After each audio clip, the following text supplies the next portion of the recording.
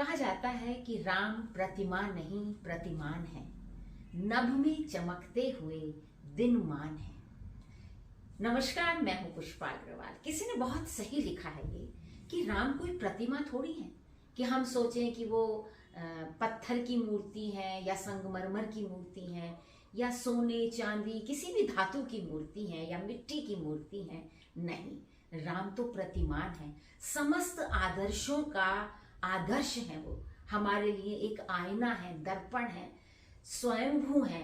समस्त चराचर जगत उनकी मुट्ठी में है। कृपालु हैं, भक्त वत्सल हैं, हरि हैं। वो सबके दुखों का हरण करने वाले हैं। भगवान के विष्णु भगवान के स्वयं साक्षात अवतार हैं। तो वो प्रतिमा नहीं प्रतिमान है और नभ में चमकते हुए दिनमान है। जिस प्रकार सूर्य आकाश में चमकता है उसी प्रकार श्री राम पूरे संसार में आलोक उन्हीं की वजह से है। वही सूर्य में प्रकाश है, वही चंद्र में चांदनी है, वही ओंकार है, वही सर्वस्व है, संसार की सृष्टिकर्ता है, पालनहार है। तो अब जब वही श्री राम कौशल्या माता के राजा दशरथ की अयोध्यापुरी में उनके घर में जन्म लेते हैं तो ऐसा लगता है कि आखिर उन्हीं के घर उन्होंने जन्म क्यों लिया। तो अगर हम इनकी पुरानी कथाओं को पढ़ें और पुराणों को देखें तो उसमें पता चलता है कि पूर्व जन्म में माता कौशल्या जो थी वो शत्रुपा थी और जो राजा दशरथ थे वो स्वयंभू मनु थे और ये दोनों पति पत्नी थे। और इन्होंने कठोर तपस्या की थी भगवान विष्णु की कि पुत्र प्राप्ति के रूप में, कि हमें भगवान पुत्र के रूप में प्राप्त हो। तो कहते हैं इनकी इस कठोर तपस्या से एक बार भगवान विष्णु ने प्रकट होकर इनसे पूछा कि आखिर आपकी क्या मनोकामना है जिसकी सिद्धि के लिए आप इतना कठोर तप कर रहे हैं। तो उन्होंने कहा कि हमारी यही अभिलाषा है कि कभी आप हमारे घर में पुत्र रूप में, आप हमारे पुत्र के रूप में हमारे पास जन्म लें। तो भगवान तो अब हर एक की इच्छा पूरी करते हैं और खासतौर से वो जो बिल्कुल एकनिष्ठ होकर, संकल्पित होकर उनको भजते हैं। तो उन्होंने कहा कि ठीक है, जब त्रेता युग होगा तो मैं भगवान विष्णु अपने 7वें अवतार में श्री राम रूप में आपके घर अवतार लूंगा। और देखिए, जिसके घर में भगवान अवतार लें वहां का माहौल कैसा हो जाएगा, वातावरण कैसा हो जाएगा। अब कौशल्या माता के तो दिन रात बहुत ही खुशी में बीतते थे, पूरे अयोध्यापुरी में ही। तुलसीदास ने उनके उस बाल रूप का, माता कौशल्या का किस प्रकार से वात्सल्य निकल कर आया, किस प्रकार से वो प्रेम में मग्न रहती थी, उसका वर्णन उन्होंने कुछ चौपाइयों में किया, जो मैं आपको सुनाती हूँ कि प्रेम मगन कौशल्या, प्रेम में मग्न रहती थी कौशल्या, निस्दिन जात न जान। उन्हें पता ही नहीं चलता था कि कब दिन हुआ और कब रात हो गई। हर समय वो श्री राम के प्रेम में मुग्ध रहती थी। सुत स्नेह बस माता, अपने पुत्र के, सुत माने पुत्र, पुत्र के स्नेह के वशीभूत होकर माता कौशल्या बाल चरित कर गान, सबसे वो श्री राम की अद्भुत लीलाओं का ही वर्णन करती रहती थी। जैसे हम जैसे सांसारिक लोग भी अपने बच्चों के बारे में बताते रहते हैं, उसी प्रकार माता कौशल्या, जिनके घर तो श्री राम आए थे पुत्र रूप में, तो उनकी तो आप कल्पना ही नहीं कर सकते कि वो कितनी प्रसन्न थी और किस प्रकार से वो विविध प्रकार से बालक राम की बाल लीलाओं का वर्णन करती रहती थी। अब एक बार क्या हुआ, तुलसीदास जी लिखते हैं कि एक बार जननी अनवाय, एक बार जननी मतलब माता कौशल्या ने अनवाय यानी कि श्री राम को नहलाया, कर श्रृंगार पालनौ पौढ़ाए, राम का श्रृंगार किया, अच्छे से वस्त्र पहनाए, आभूषण पहनाए और पालने में उन्हें लिटा दिया। अभी वो बिल्कुल बाल रूप में है।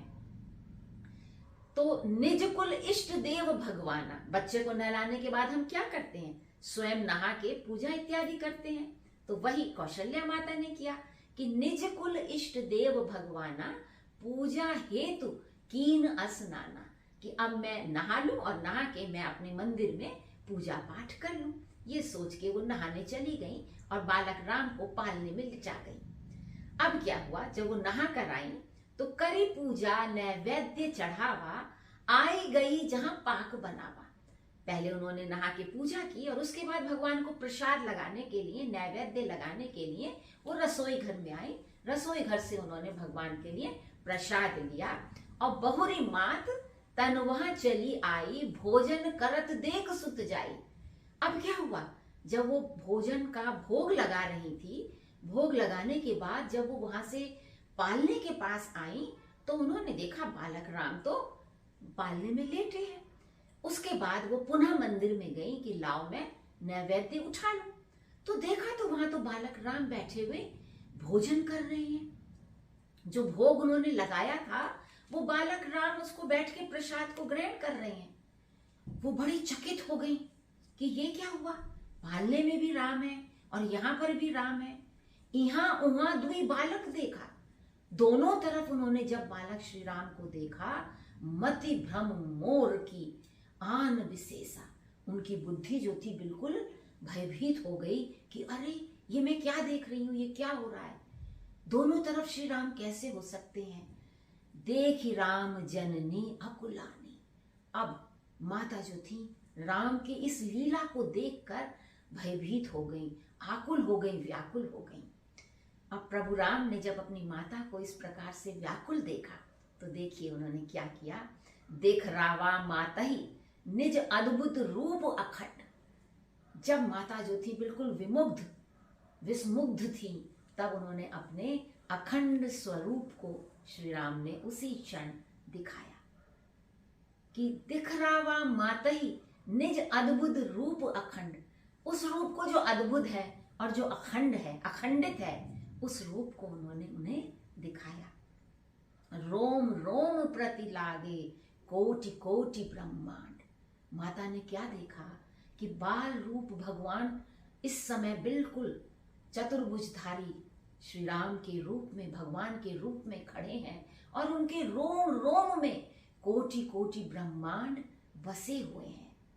यही नहीं और भी क्या देखा कि अगणित रवि, अगणित माने जिनकी गिनती नहीं करी जा सकती।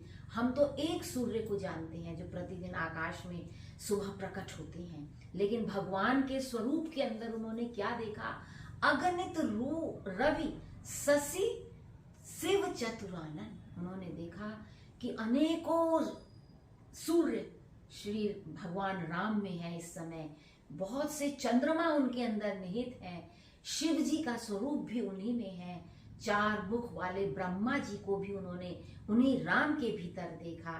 बहुगिरि सरित सिंधु मही कानन, और यही नहीं बहुत सी सरिताएं उनके अंदर से बह रही हैं, बड़े बड़े समुद्र उसी में कल्लोल कर रहे हैं, समस्त ब्रह्मांड बसा हुआ है और गिरी भी, पर्वत भी हैं, कानन है, बड़े बड़े जंगल, फूल, उपवन सब उन्हीं के अंदर समाये हुए हैं। यही नहीं काल कर्म गुण ज्ञान स्वभाव, इसके साथ ही उन्होंने और क्या देखा, काल का स्वरूप देखा उन्होंने उनके अंदर, विभिन्न प्रकार के कर्म देखे, विभिन्न प्रकार के गुण देखे, सात्विक तामसिक राजसिक समस्त गुणों को उनके अंदर देखा। ज्ञान, इस संपूर्ण संसार में जितना भी ज्ञान है वो सभी उनके अंदर समाविष्ट था। स्वभाव, हर प्रकार का स्वभाव उसके अंदर परिलक्षित हो रहा था। सो देखा जो सुता न काहू, उन्होंने वो रूप देखा जिसकी उन्होंने कभी सोचा भी नहीं था, कल्पना भी नहीं की थी। तो वो समस्त संसार के प्रभु सच्चिदानंद घन परमेश्वर श्री राम के रूप में उनके घर आए थे। तन पुलकित मुख वचन न आवे, आप कल्पना कीजिए कि हमारे सामने स्वयं भगवान प्रकट हो जाए तो हमारी क्या दशा होगी। माता कौशल्या की दशा का क्या उस समय उनकी स्थिति हुई, मानसिक स्थिति और शारीरिक स्थिति क्या हुई कि तन पुलकित, समस्त पूरा शरीर उनका पुलकायमान हो गया।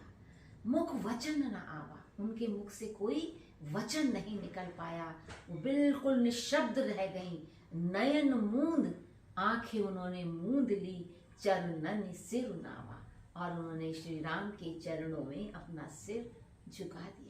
उन्हें कुछ पल के लिए समझ आ गया कि ये बालक राम ही प्रभु राम है।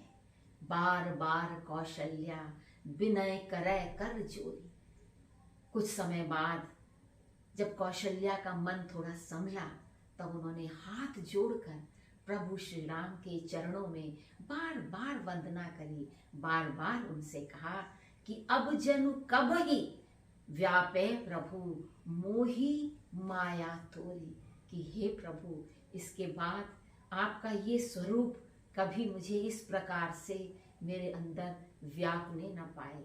मैं उसी बाल स्वरूप के आपको दर्शन करना चाहती हूँ और उसी बाल स्वरूप श्री राम को मैं लाल लड़ाना चाहती हूँ। इस रूप को देखकर मैं बहुत अचंभित रह गई हूँ, भयभीत हो गई हूँ। तो ये था वो बाल वर्णन जो महाकवि गोस्वामी तुलसीदास जी ने रामचरितमानस में लिखा।